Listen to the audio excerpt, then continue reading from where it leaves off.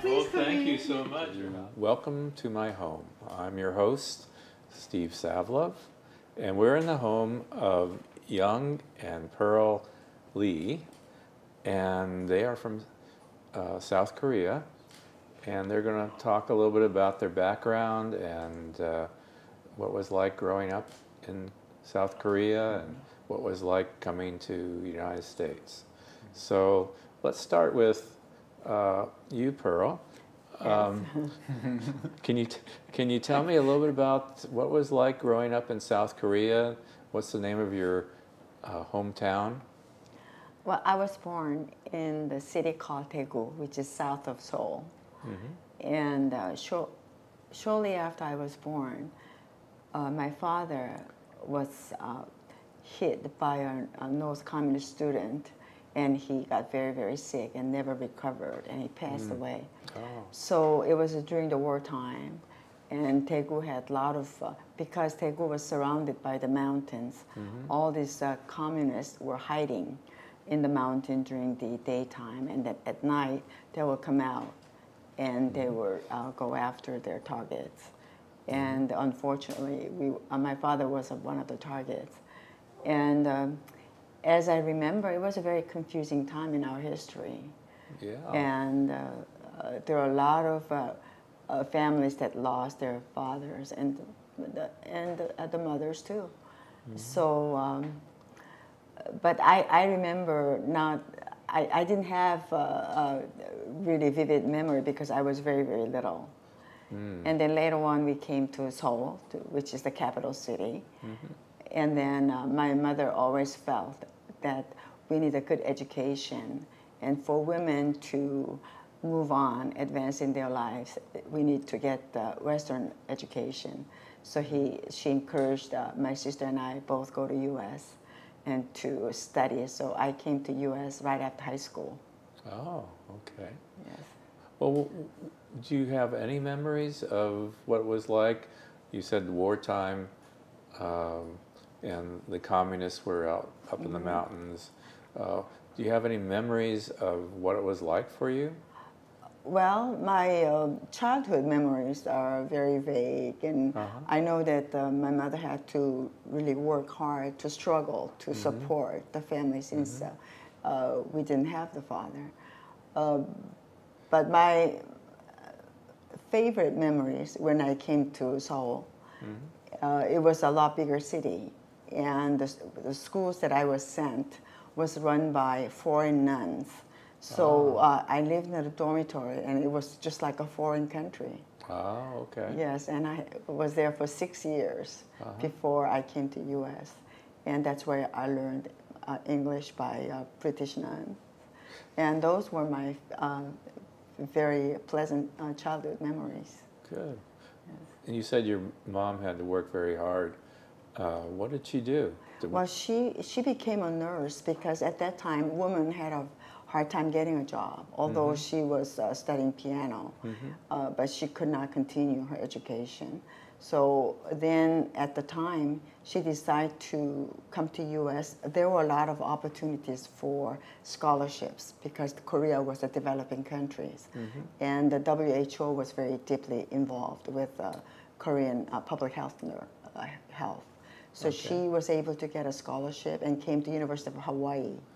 Oh. And was able to get a master's degree in public health nursing. Wow. And so when she returned back to Korea, she was like a liaison person for WHO and Korean government. Okay. And they set up a lot of pilot programs for the public health. Yes. And Young, what was it like for you growing up in South Korea? Growing up? Well, it's a long time ago. Do you have any memories? I remember I have a older brother, older sisters, but also we have 4 boys toward and 1 year apart each. So I don't have much memory, but the housekeeper who stayed with us about 30, 40 years, she told me we were like a little puppies because they were all, All young? yeah, young. And she said it's a hard time to feed all 4 kids. So he had the milk in the big pan and give us a little cup and we pick it up. And Oh. so that's how I remember. Yeah. Do you remember did you feel secure or insecure during those times? When we were little, kids just playing. I remember we always, they don't have a big house like in America. Our houses, we play in the kids are playing in the street and outside, and then they're rough. People were a little bit rough, but we have always 4 of us, so we gang up so they can touch us. Ah. So that's how I remember. So you felt protected in numbers. Yeah. And what did your family do for a living? I remember my father was worked for the city, and then he retired. Then I think he spent, my recollection is most of the time helping, living with a grandfather. And we were living in Seoul, and we were a big family, and I think there's quite age apart, my older brother and the 4 little kids. So pretty much I remember those younger ages. My sister-in-law was more like played the role of mother, and big brother was more like father. It's a pretty common in Orientals. Yes. Yeah, big family, older brother take care of the younger kids, older sister take care of the, So it was a lot of fun because never idle moments because we, running around, So when you both grew up in South Korea, how did you celebrate the holidays? Our major holidays are New Year's, and they dressed all these costumes, and visiting grandparents and some of the relatives. Then we bow. Then they always give us money.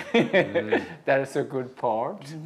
And before that, usually they have a little ceremony. Right. Because we did kind of worshiping their ancestor. Yeah, they have kind of rituals and something like that, and then running around with. Then another big celebration is Thanksgiving. Yeah, so most of in our culture, those days in Thanksgiving times, they visit their tombs of their ancestor. And many of the people in Seoul, their ancestors' tombs are far away from the village, in the countrysides. So they go in and visit, and they always have food involved. Yeah. Right. So those are the. Nowadays, they have different service, but those are the most major. And also their death of the father or grandfather, they have kind of rituals. Yeah. So how about you, Pearl? Common. Yeah, for the anniversaries. Sorry? Well, the celebrations are always happy occasions because the country was very, very poor for a very long time. Right. And food was very scarce. Yeah. So those celebration times we would have a feast. Uh-huh. And, you know, the kids, they were dressed up in Korean costume like what I'm wearing. Right. And all the families that live in different cities would come together. Right. And it's a good time to visit. And also the older parents that live in a remote country. Wow. Because Korea is an agriculture country. Mm-hmm. So most of our ancestors are from the countryside, and they are involved in agricultural activities. So it's a good time to go visit them. Yes, but now things have really changed. The children are very busy. They don't have a big family. They only have like 1 or 2 kids at the most. They live in the city, in the apartment, like a condominiums, like New York. And but they still, those 2 holidays they try to observe. And Right. probably the biggest occasions for the families to get together. So how did you two survive in terms of these occupations from different countries? What was that like? You know, like the communists and let's say the Japanese. You're talking back in the growing up years? Yes. I remember of course, I was, during the Japanese occupation, I was born and raised. We went to elementary school, and you have to speak Japanese from the day one when you went to the school. So you are not allowed to speak Koreans anymore. And the very strict disciplines. Yeah. Right. And I remember, because it was a wartime, even though I was a 3rd grade, I have to work, fix the uniform, military uniform, put the button on it. Can you believe? Sewing it. Yeah, sewing. Yes. That was the. Then another things I remember, when they, in the beginning of the Second World War, Japanese was a very, very, successful. They went to Manchuria and they occupied, then part of the Chinese. Then when southeast area occupied other countries, and when they occupied Singapore, they gave us a small bowl, rubber bowl, because those South Asia produced the rubber. Yeah, so they kind of celebrating their victories. And they gave us a little ball, everybody, and that was we were just kids, so happy having the ball. Right. So that I remember. How about you? But yeah. Well, I think I was born much later than he did. Yeah. And I probably, by the time I was born, the Korean War was ending. Oh, okay. Yeah. So my direct experience was a lot of kids with no fathers, and a lot of families with their sons gone.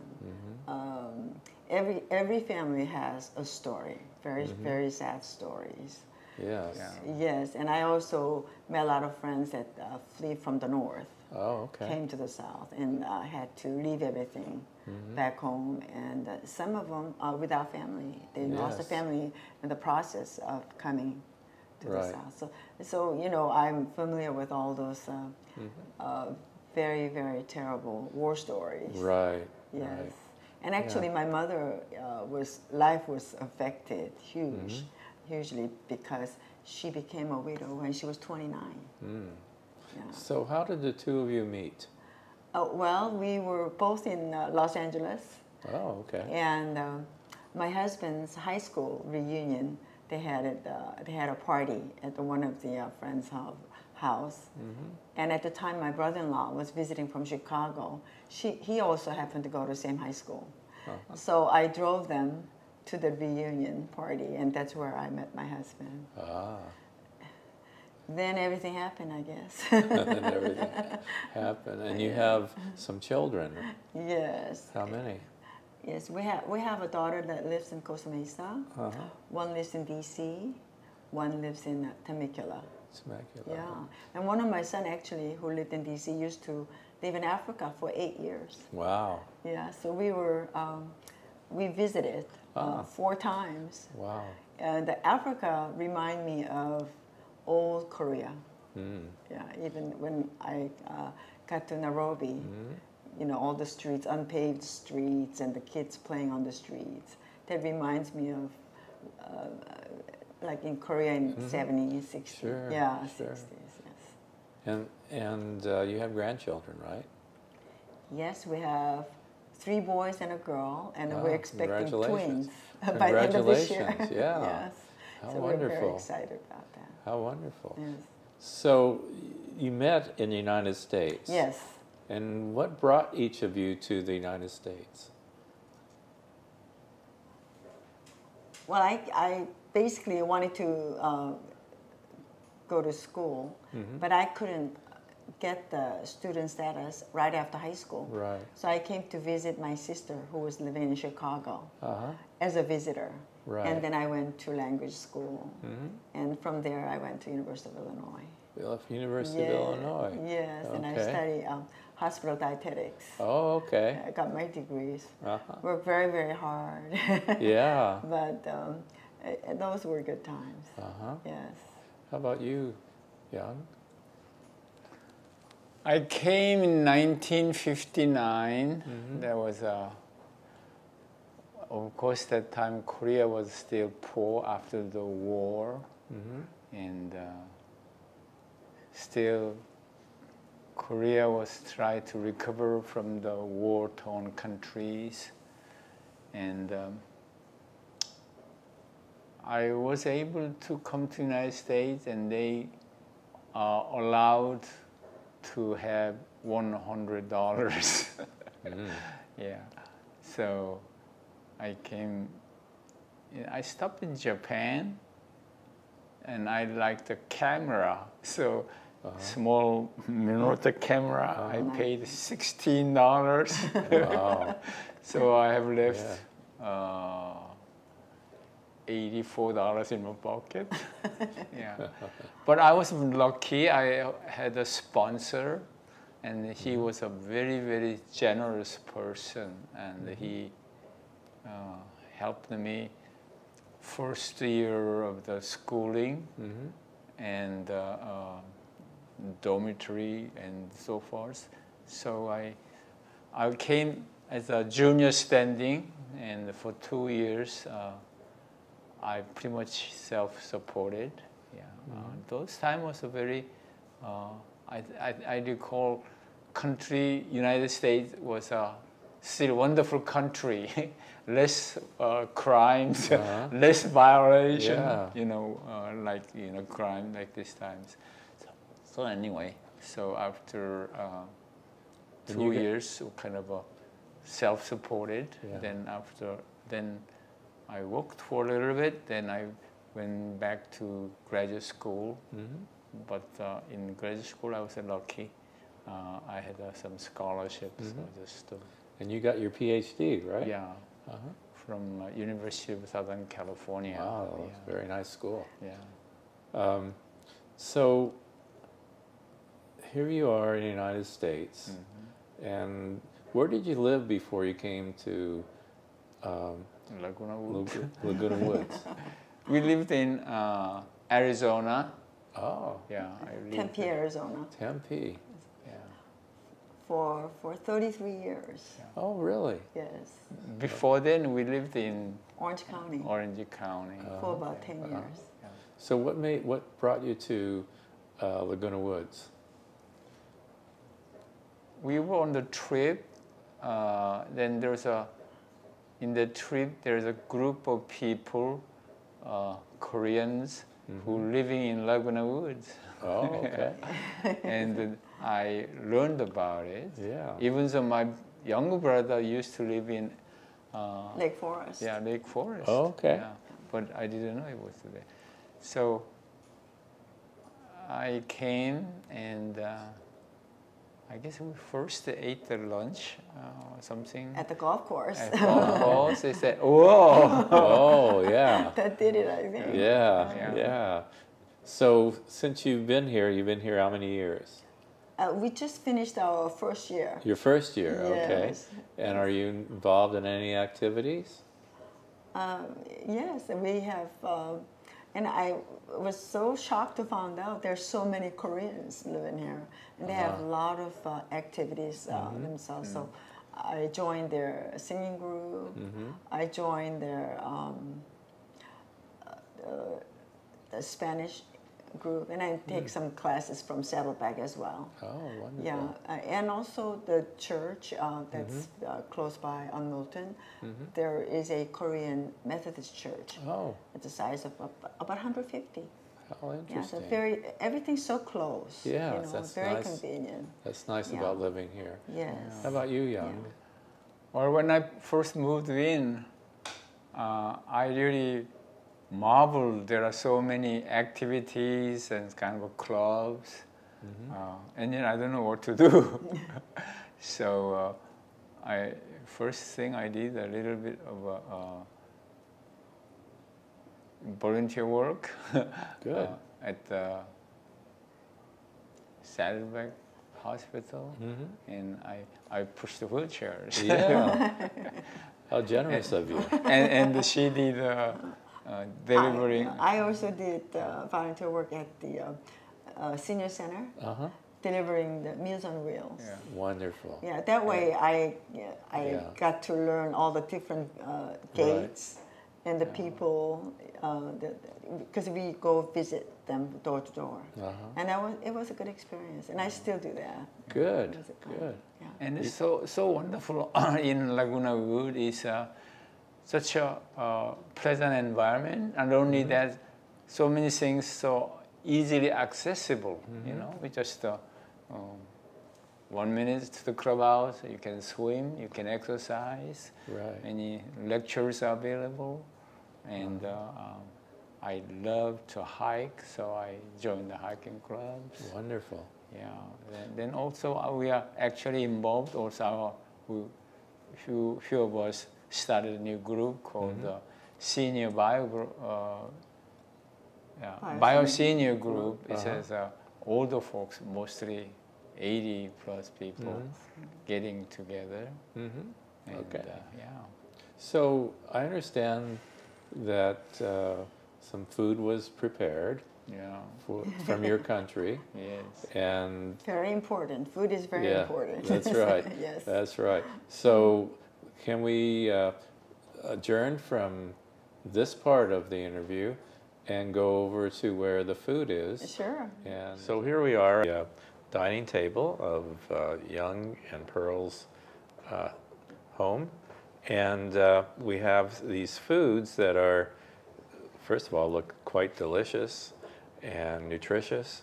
And so, Pearl, can you tell me a little bit about, let's say, this dish? Yes. Well, I have prepared two of the very popular Korean dishes. One is called bibimbap. Bap means rice. Bibim means mixed. So it's a rice mixed with different vegetables. So this is called japchae.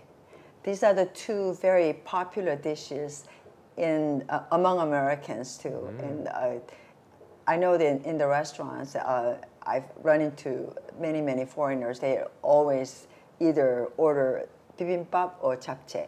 We add the sauce before we eat and mix it together. And the reason I made it in a big bowl is because I was going to feed about 6 or 7 of us. But usually when you go in the restaurant, you will get a dish like this. And this is for individual servings. And there's a rice underneath, and there are different kind of vegetables. Right. And beef. And for some reason, we always add the eggs. Right. And what you see here, probably many of you heard about Korean kimchi.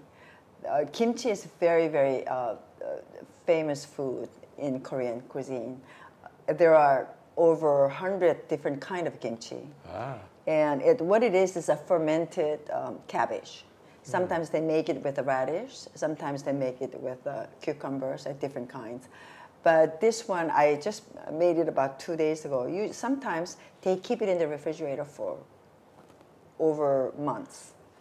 And they like it more fermented. Ah, okay. But my husband, this is more American style. My husband likes it fresh, just like salad.